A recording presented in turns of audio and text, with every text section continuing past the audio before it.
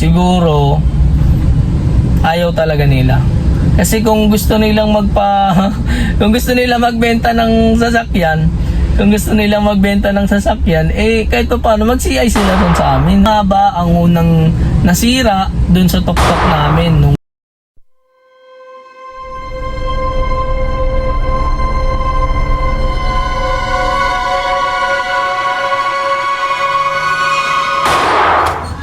yung sinabi ko sa inyo na naputol at kahit winelding hindi pa rin okay, kaya tinalian muna to yan.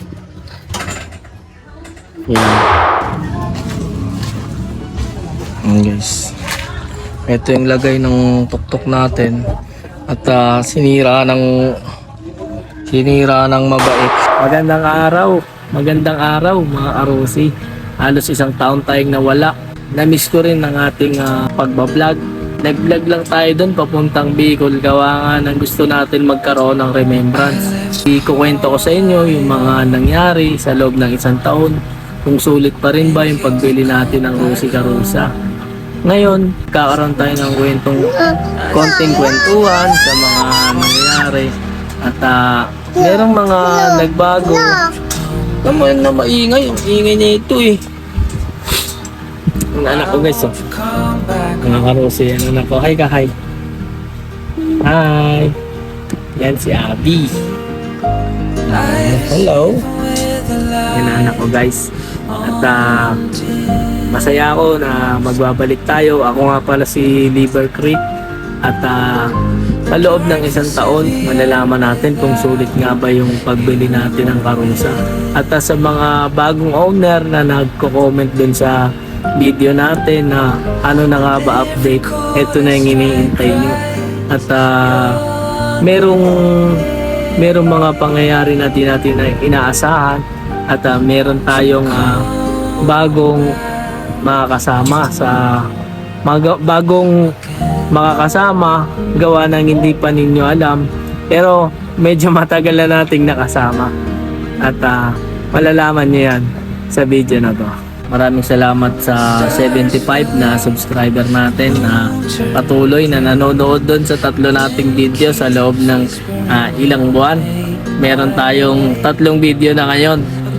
Bala kong dagdagan yon para kahit paano magkaroon ng buhay ang ating channel. At masaya ako na meron tayong 75 subscriber. Sana madagdagan pa yon. At maraming salamat din sa mga patuloy na nag-comment at nag-aano ng mga idea nila. Kit-kit naman yan. Nagbibigay ng mga idea nila patungkol doon sa video natin. Maraming salamat sa inyo, na-appreciate ko yun. At kung ano man ang inyong suggestion, susubukan nating gawa ng paraan yan. Sisilipin natin kung ano na nga ba yung itsura ngayon ng Carusa natin na nabili natin noong January 15, 2025. So ang petsa ngayon ay August 14 na po ngayon, 2026. Halos isang taon mahigit na rin ang ating Rosie Carusa at malalaman natin kung ano nga bang naging sira. Good morning mga Arosi. So ito na tayo ngayon at ito nga pala yung sinasabi ko sa inyo, pero di muna natin ito ipapakita. Dito muna tayo sa loob. Pag-uusapan muna natin yung mga nangyari paglipas ng halos isang taon mahigit. Noong January 15, 2025, inabili natin si Rosie Carusa. Pinangalanan ko itong Krukok gawa ng yung manok ko na alaga na nabili nung pamangking ko sa may mga nagbebenta ng sisiw pag piyesta, yung may mga kulay-kulay, lumaki at nakulong niya sa maliit na kulungan. Nung nakita ko ito kinuha ko ito doon at inalagaan ko. Nung inalagaan ko ito meron pala siyang pag-iisip na parang aso. Kinakausap mo siya na dyan ka lang, dyan lang talaga siya. Pagka sinabi mo na dito ka lang sa may upuan, Doon lang talaga siya pumipirme. May katalinuhan siya na hindi ko pa nakita sa ibang hayop. Gusto kong maalala yung manok na yon, pinangalanan ko siyang Krokok. Para sa amin masaya na naalala yung manok na yon dahil nga sa pinagsamahan namin. So ngayon na wala na siya, hindi naman sa ngayon medyo matagal nang wala siya, maalala pa rin siya. So ayun na nga, yung Rusi-Karusa na yon, ginamit natin yan sa ating negosyo. Bumibili kami ng mga frozen doon sa may Pasig, sa palengke nito, sa pamilihan ng Pasig. Binabiyahe namin yung tuktok simula dito sa Norsagaray, Bulacan papuntang Pasig, at hindi naging madali yung mga biyahe na yon. Gawa nandito kami dumadaan sa may Rodriguez Rizal, likaw-likaw. Shortcutan ito ng mga sasakyan na ayaw dumaan ng Commonwealth o bawal dumaan sa Commonwealth. Itong daan na to dire-diretso na papuntang Marikina. Ang daan nito nga pala guys, dadaan kayo dito sa may sabungan ng likaw-likaw sa may San Jose del Monte, Bulacan. Merong kanto doon sa may sabungan at pakaliwa doon, dire-diretso. Meron na rin mga nagpo-post nito doon sa Facebook o kaya sa YouTube. Ngayon, pag dinire-diretso mo yon, tatagos ka ng Rodriguez Rizal sa may San Isidro. Pagdating mo dun sa may kanto ng San Isidro, kakanan ka, dire-diretso na po yun ng Pasig. Dire-diretso na po yun ng Marikina. Galing ng San Mateo pa Marikina, dire-diretso lang. At nag-U-turn kami dito sa may Marcos Highway. Pag U-turn ng Marcos Highway, tatagos na kami ng Pasig noon. Pag naalala ko yung mga bagay na yon, medyo nakakalungkot. Gawa ng hindi na tayo nakakapunta roon sa Pasig dahil nakahanap na tayo ng medyo malapit na bibilhan. Matagal namin ginagawa yung biyahe na yon. Simula nung pagkabili pa lang ng tuktok. As of January 16 pa nga lang pagkabili, bumiyahe na agad kami nung kinagabihan papuntang Pasig. At hindi lang Pasig ang nagiging biyahe ng tuktok natin. Nakabiyahe rin kami ng Nabotas kasi kumukuha rin kami ng pusit dahil nga ang aming negosyo ay street food. Giging okay naman ang mga biyahe, wala namang aberya. May mga pagkakataon lang na nasisiraan tayo. Gaya nung napunta kami ng Pasig at naputol yung yung dito yung kable sa may clutch. Ayun ang madalas nagiging problema namin nung bumabiyahe kami. Ngayon nung naputol yun, maigi, halos isang hakbang lang, nandun may paggawaan pala roon na malapit. Dito kami nasiraan sa may likaw-likaw. Buti na lang kamo, hindi dun sa may paakyat. Kasi guys, ang daan na itong dinadaanan namin kasi hindi biro. Dito kami dumadaan sa Rodriguez, napakatarik. Tapos ang dala-dala naming mga box ay umaabot halos ng nasa 250 kilos o hanggang 300 kilos. Gawa ng box, sa isang box merong 10 kilo. Ngayon napupuno namin yung tuktok ng mga 30 box. So minsan umaabot pa siya ng 300 kilos o higit pa doon. At ang dinadaanan namin hindi biro, gawa na sobrang tarik nun. Sobrang tarik ng dinadaanan namin dito sa may Rodriguez Rizal. Alam ng mga taga Rodriguez yan guys, ang daanan na yan. O kaya ng mga taga San Jose del Monte, Bulacan, alam nila yan kung gaano katarik dyan.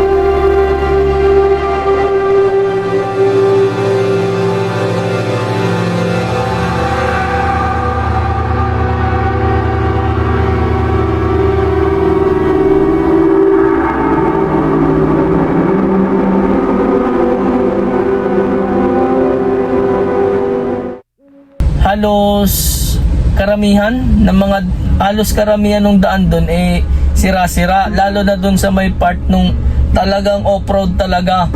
Doon talaga na yung sasakyan namin guys, doon talaga siya medyo naaalanganin talaga, dahil minsan mararamdaman mo pagka pumipreno ka, merang parang na medyo nawawala yung preno niya sa sobrang tindi nung palusong, ng mga palusong doon, gawa ng hindi kumbaga hindi talaga dapat ganun yung karga niya, pero napipilitan kaming kargahan siya ng ganong karami, gawa ng hindi na namin kaya mag-araw-araw noon.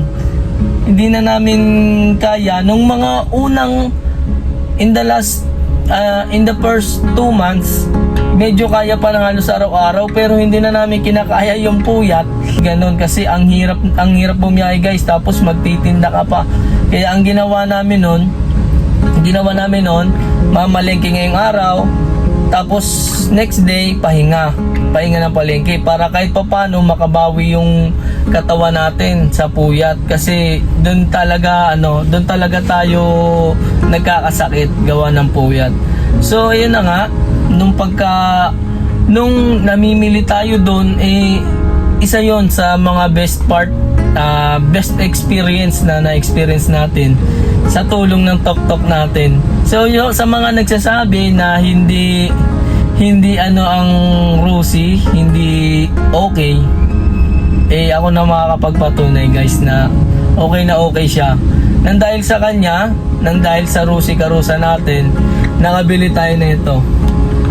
Siya ang dahilan yan guys, kaya hindi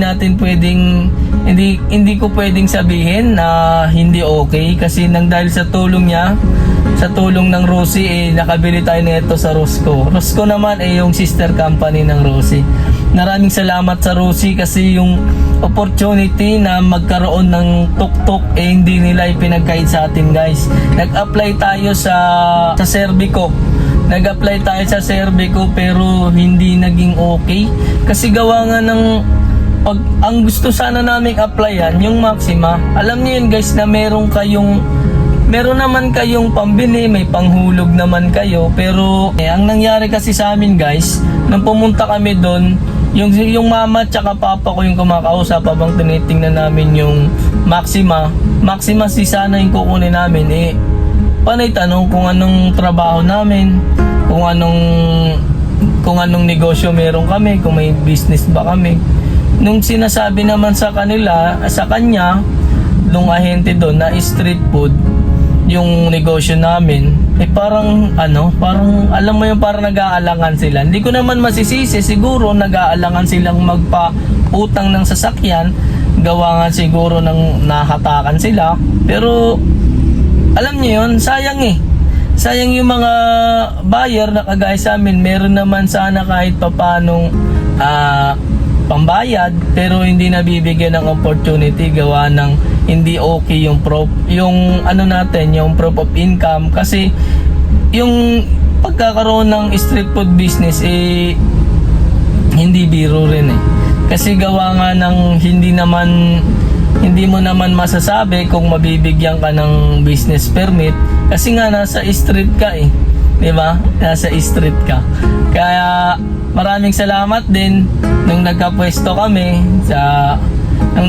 kami at sa barangay namin na nagkaroon kami ng business permit, at dahil doon naging legitimate na kahit papaano yung negosyo natin, dahil nga street food tayo.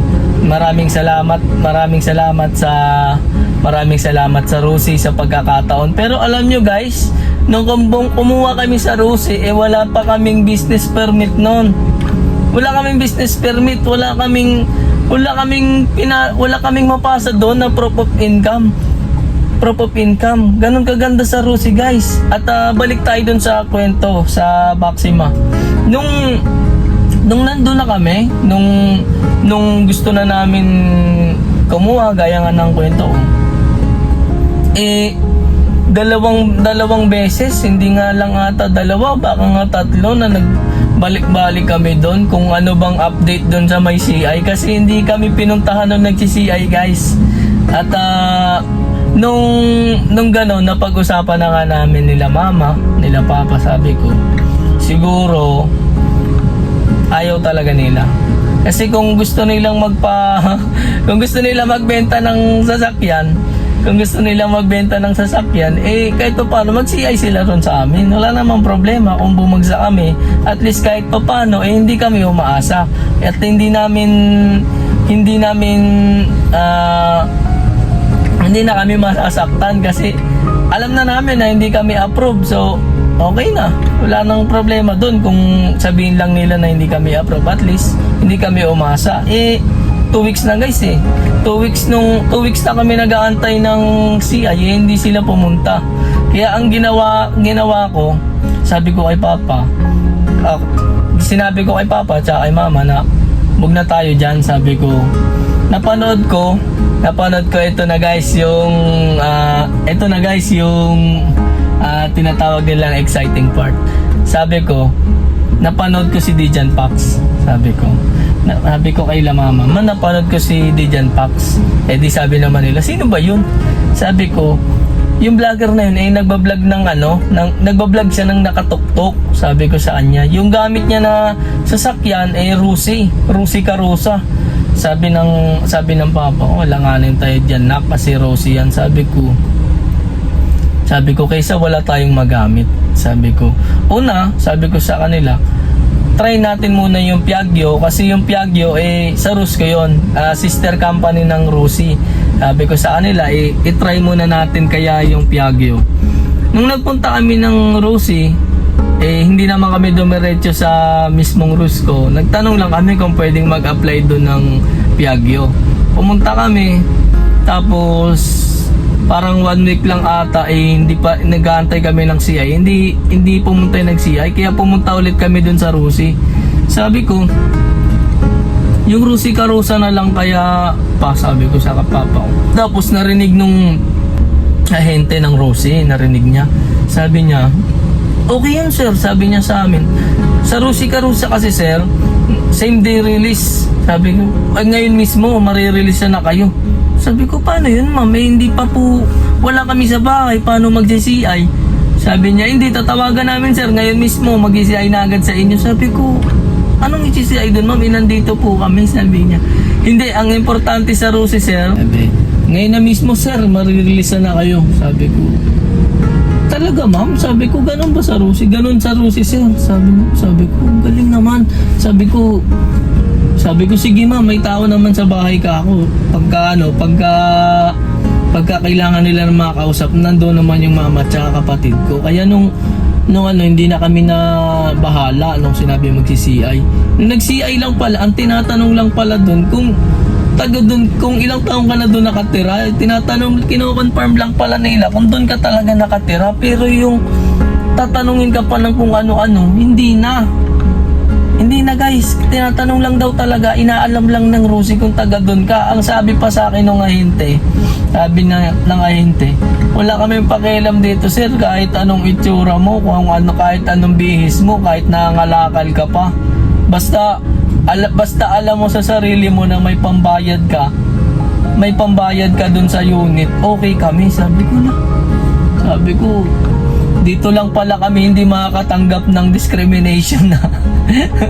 Joke lang guys ha. Ayun na nga, sabi ko, ang galing naman dito ka ako, sabi ko. Tapos, approve na agad kami. Yun lang, parang 2 hours lang ata kami nag-antay doon sa may CI. Kasi, pumunta kami doon guys ng mga 11 kasi itatanong lang sana namin yung ano nangyayari doon sa Piaggio, kasi nga ang tagal na, halos 1 week na hindi na, wala nang balita ron sa sa may Piaggio Ngayon nung pagdating namin doon, di naman namin inaasahan na ganun mangyayari, na aalukin kami ng Rusi Karusa agad. Sabi ko, ang galing naman. Bali, sana alas 3 nakuha na namin yung unit. Ang problema kasi wala sila nun sa branch nila. Wala silang Rusi Karusa dun sa mismong branch. Kaya ang ginawa ng ahente, nag-ano siya sa malapit, tumawag siya kung saan merong Rosie Carusa na unit. At ang available ang available color na lang na meron nun, pula tsaka yung green. Mas inano ko na yung pula, gawa ng nanonood tayo kay Dijan Pax. Tsaka maganda yung pula guys, kumpara mo sa green. Para sa akin, mas okay yung pula. Kaya nung dumating yung Rosie Carusa, sobrang saya namin.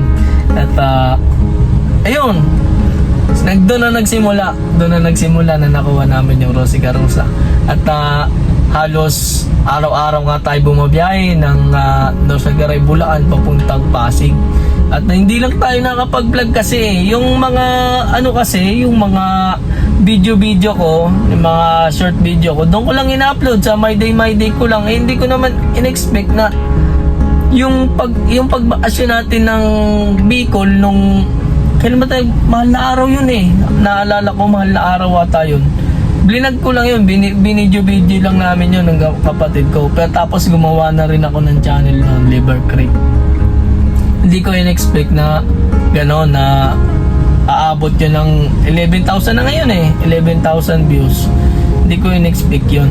Ngayon, sabi ko, nung nabuksan ko ulit yung account, kasi marami akong Gmail, kasi ang ginagawa ko sa Gmail, inaanoan ko ng storage ng cellphone ko Ganun nga pala guys, magandang technique. Kunwari kulang kayo sa memory card, kasi ako naka-iPhone ako iPhone 11 Ngayon, pag short kayo ng storage, pwede kayong gumawa ng Gmail account at doon nyo iano ang pictures nyo, doon nyo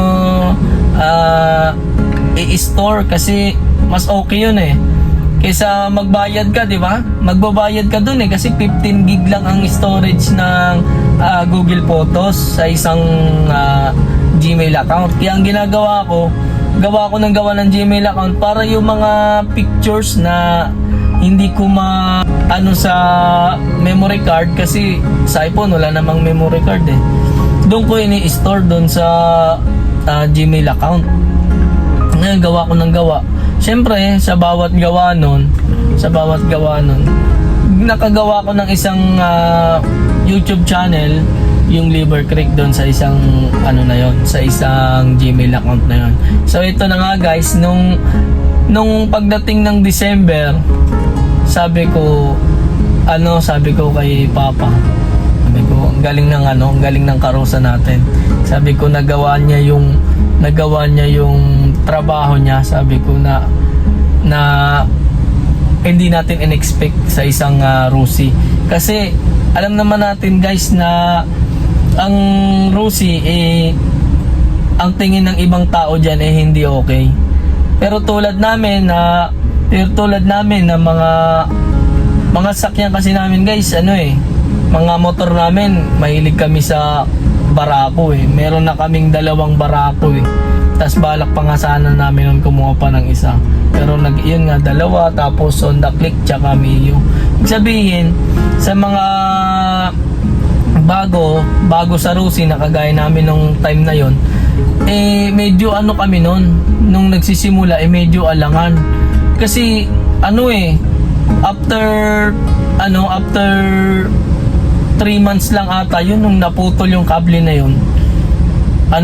Parang nakapag-isip kami, baka ganun kasi Rosie. Pero nung naisip namin yung terrain, yung dinadaanan namin na hindi biro, sabi ko, kung ibang tuktok kaya, kung tricycle kaya, hindi kaya kami masisiraan nun. So, sobrang tarik na halos araw-araw kami doon dumadaan. Kasi sabi ko nga, hindi biro yung daan doon. Sinasabi ko na sa inyo, hindi biro. Pagka minsan pumupunta kami doon, kasi ang alis namin 12 ng umaga. Ngayon pag umaalis kami ng Norsagaray, Bulacan, di madilim pa. Pagdaan namin dyan sa may Rodriguez, natataon pa minsan na nagtatraffic yung mga truck. Dyan minsan, yung mga nagtatapon ng basura. Kasi tapunan yan dyan ng basura yung dinadaanan namin. Ang mahirap doon, palusong ka tapos traffic yung mga truck, hindi mo makita kung may kasalubong. Isa yun sa mga matitinding memories na napagdaanan namin nung tuk-tuk kasama yung pamilya ko. Ang saya nun guys, ang sarap balikan. Ngayon pagka meron kang ganito sasakyan, hahanap-hanapin mo rin talaga yung tuk-tuk guys, sinasabi ko na. Kasi ang tuk-tuk kasi parang nararamdaman mo doon habang nagmamaneho ka na malaya ka, na nakikita mo yung paligid sa gilid mo lang, na alam mong malapit ka mismo ron sa kalikasan, lalo na kapag magaganda yung mga spot na napupuntahan mo. Masaya mag-drive ng tuk-tuk guys. Sa tuk-tuk tayo tututok guys. Pero siguro kung darating ang time na makapag-camping na, siguro magagamit natin to guys. Pero hindi, para sa akin okay yung tuk-tuk guys gawa ng sa gasolina Mas matipid ang tuk-tuk guys kaysa rito. Eto, mas matipid ang tuk-tuk guys. Sinasabi ko na. Ang maganda kasi sa tuk-tuk talaga, yung mga pyesa hindi masyadong mahal kumpara sa sasakyan. Siyempre pagka nasiraan ka, medyo mahilab-bilab. Pati nga lang sa change oil sa pag-maintain lang ng sasakyan hindi rin biro yung gastos. Hindi kagaya pag sa tuk-tuk, pwede ka mag-DIY kung paano mag-change oil. Madali lang gawa ng paraan. Ngayon nga pala guys, papasok na tayo sa topic na medyo seryoso pagdating sa tuk-tuk. Ano nga ba ang unang nasira dun sa tuk-tuk namin nung ginagamit namin yon? Gaya nga nang nasabi ko kanina, ang unang nasira sa tuk-tuk namin yung mismong yung clutch cable. Yung clutch cable yung dito. Nasira yun guys. Nagandang unang nasira. Bale 3 times yata kaming naputulan. Nung unang beses na naputulan kami nun, yung galing kami ng Pasig. Ngayon naputulan kami nung pauwi na. Kasi ang dami nga naming dala. Naputulan kami ng clutch cable. At yun ang unang naging problema ng Rusi Karusa natin guys. Nagawa namin ng paraan yon nung naputulan kami, pinanood namin yung gumagawa kung paano gawin yung mismong clutch cable. At meron naman available nun sa Shopee, gawa ng medyo mahal yata pagka doon ka umorder sa Rusi branch. Umorder agad ako nung nandun na sa bahay. Umorder agad ako ng isa. At iyon, nagagawa na namin nakakapag-DIY na kami. Naayos na namin yung sira na yon. Pero tong sumunod guys, ito yung hindi namin mapulido ng ayos, yung sa tambucho talaga. Kasi yung sa tambucho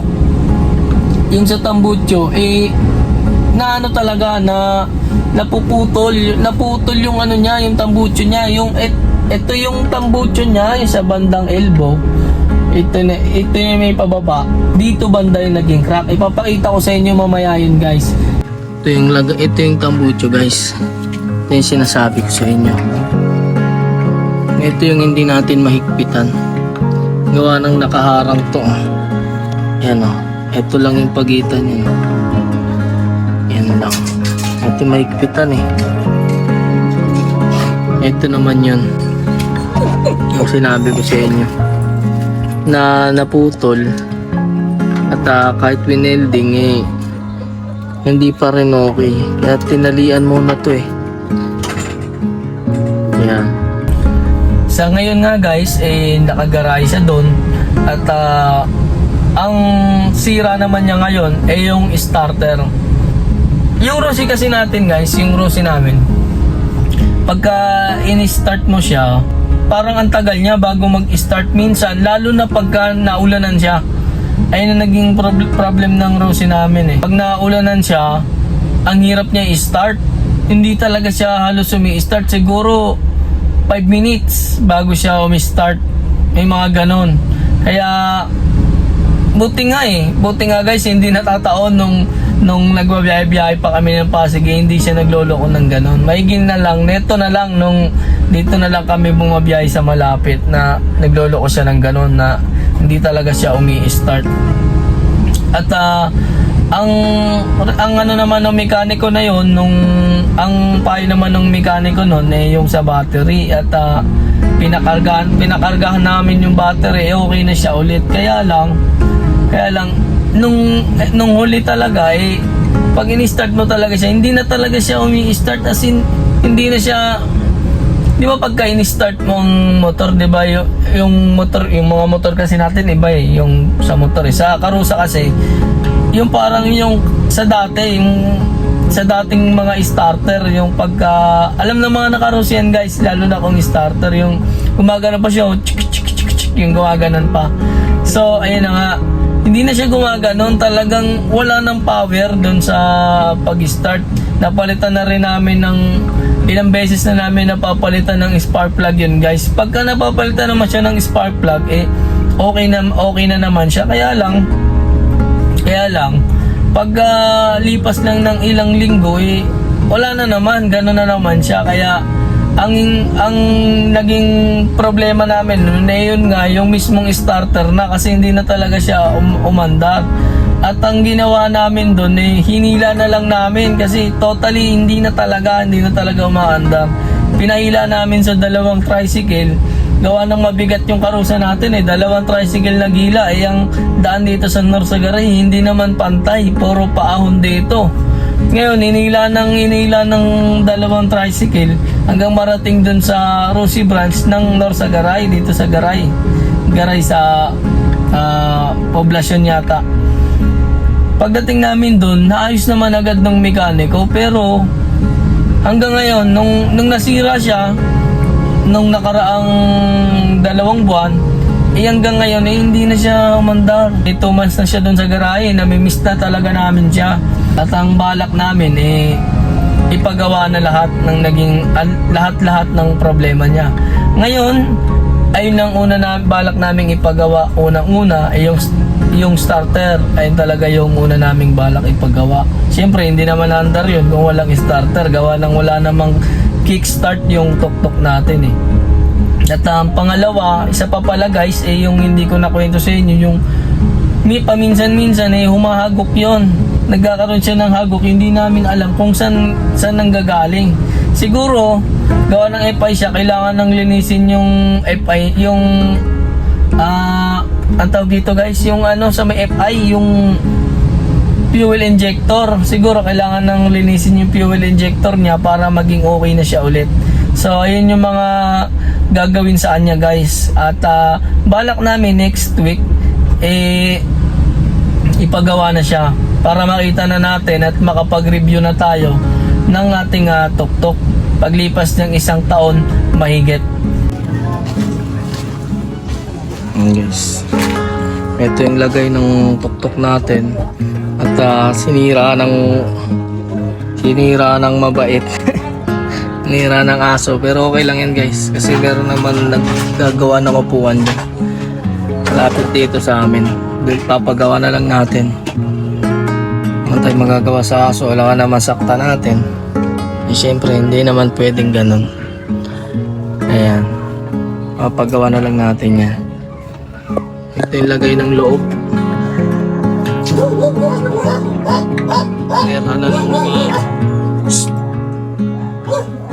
Tinira na ng mga gagamba.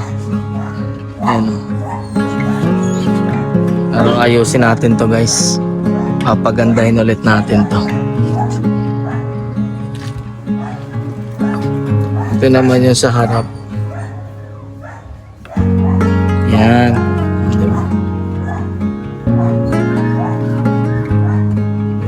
Nubela niya.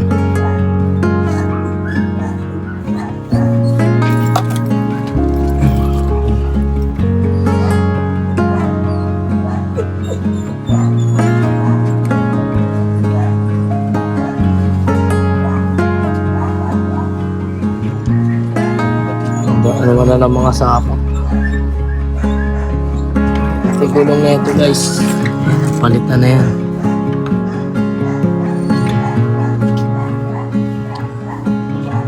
Ginagawa natin yan guys. Malapit na.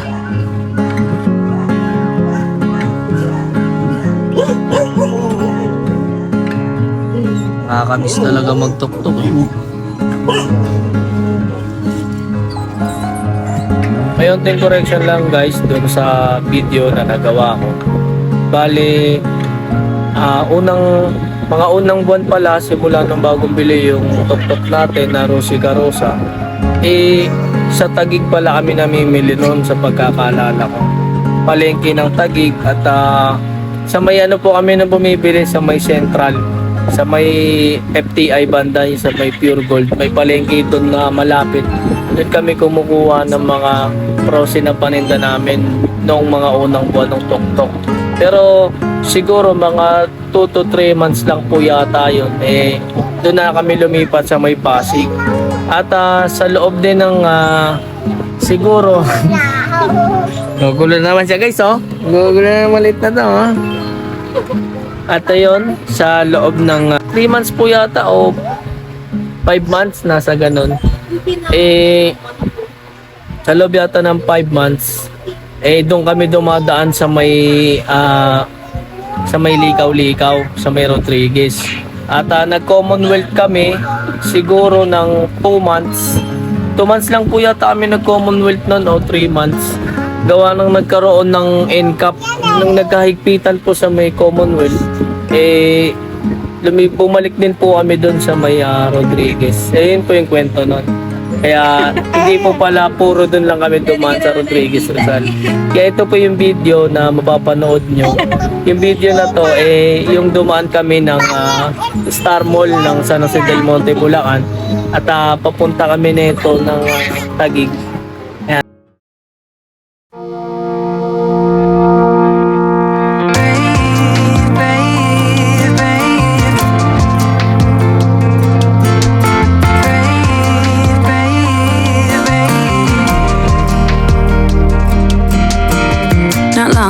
You got hurt, someone did you wrong. I can see it in your eyes, it's like your fire is gone. Across your face, it is written across your face. If you wanna talk, I'm right here, not gonna leave your side. Just feel free to open up when the moment's right.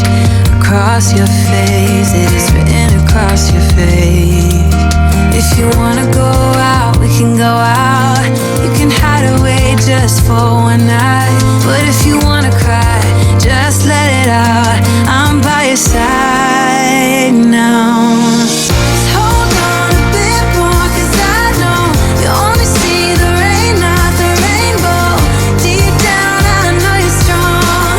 Give them hell, baby, prove them wrong. Just hold on a bit more, 'cause I know you only see the rain, not the rainbow. I know you'll get up again. Better stand up tall, I know you can be brave, brave, brave. I know you can be brave, brave, brave.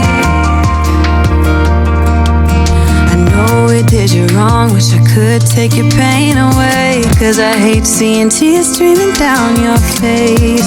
I know you're strong, won't feel this way for long, no. If you wanna go out, we can go out.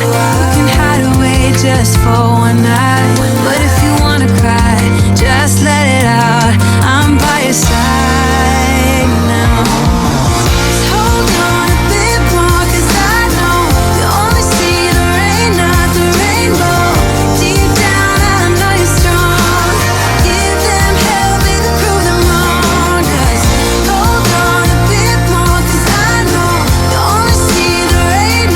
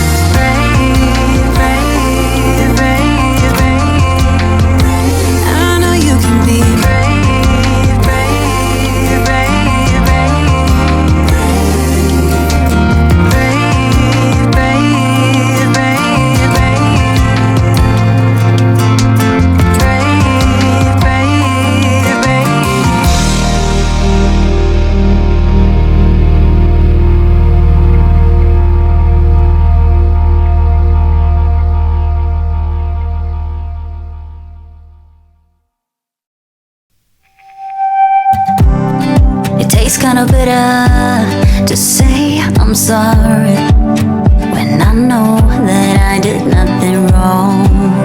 You think you're better than everybody. I'm getting sick of playing along. All of these mind games is keeping me up at night, but you're not losing sleep and am I being crazy, or is there somebody else? I'm getting good at reading your lies. If you don't like me, I don't understand. When I say something, you put your head in the sand. I'm so confused, are you just wasting my time? If you don't like me now, if you don't like me, if you don't like me, I don't understand. Try to say something, but you just put your head in the sand. I'm so confused, are you just wasting my time? If you don't like me now, I'm losing my mind. I'm caught in the middle, you leave me open, and I wonder if you're worth the bleeding. I died just a little, I don't deserve it. How you hurt me, but you just don't see it. You say I'm perfect when I fit your version of how a girl should be, but I don't think it's worth it being somebody else. Will you ever be satisfied? If you don't like me, if you don't like me, I don't understand. Try to say something, but you just put your head in the sand. I'm so confused, are you just wasting my time? If you don't like me now, I'm losing my mind.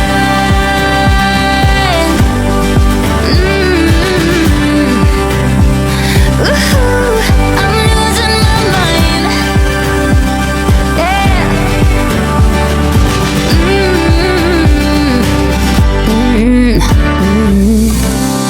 Yeah, I've been doing everything for you. Yeah, I've been doing everything for you. Yeah, I've been doing everything for you.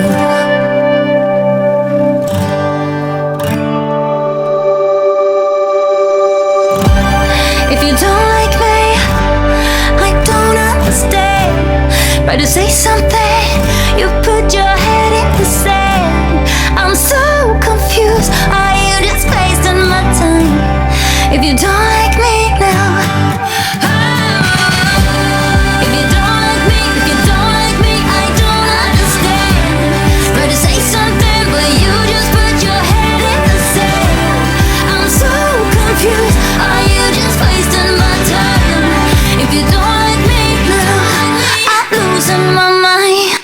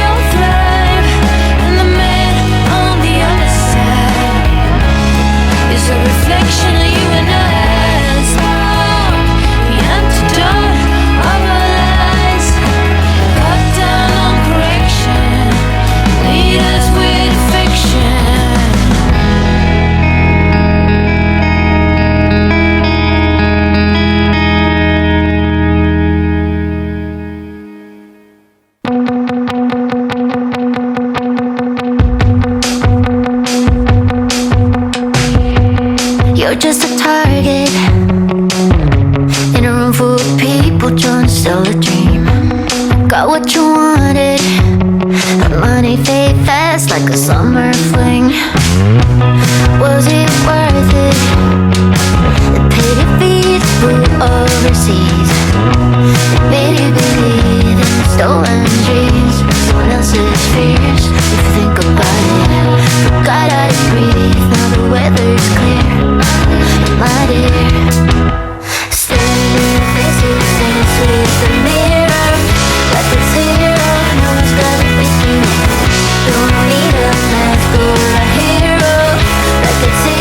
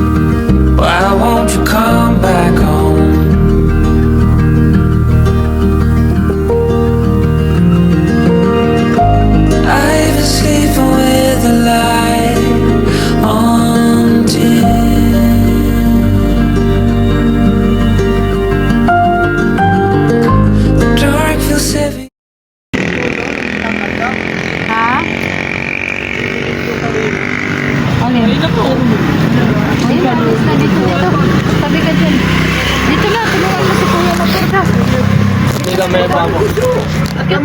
Doon ka sa kabila. So, Patayin ko na to. itayo mo lang dito.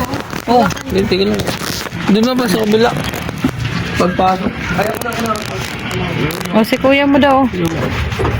Tulog ng mayor. Kasi mo na.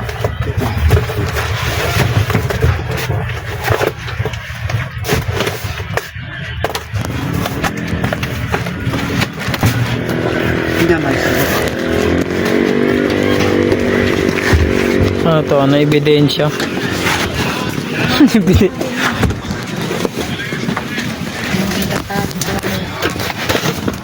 Ba't sa baba na yan? Mataas na masyado yan. Ano ba dito? Sige. Tayo yung likahan.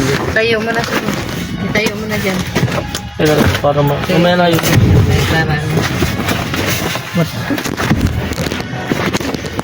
Para maano lang ni kuya. Ayan, okay na yan dyan. Ayan, tabog na yan. Tabog na kasi yan. Sige na. Walang tayo dumating. 15. 15 lang dumating. Kung minsan 50 din. May truck pang darating. Meron pa mamaya. Okay, salamat po. Tayo mo na. Ito ko medyo sa harap. Oo. Itayo mo kaya.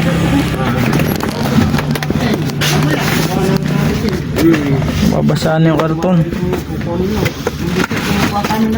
Yun? Gumagana. Gumagana na kasi. Wala. Ayos na nagtitinda kasi na. Ko doon si Erling. Ay, masarap. Tayo mo yan, tayo. Ha? Kargahan na. Ba mamantsahan yun? Paris Bob. Magkano po ang isang bandi ng nagaya? Kami sa kilo. Sarado. Isang bandi. Hilahin mo na lang, hilahin mo. Patong mo na dito. Pag isang bandi.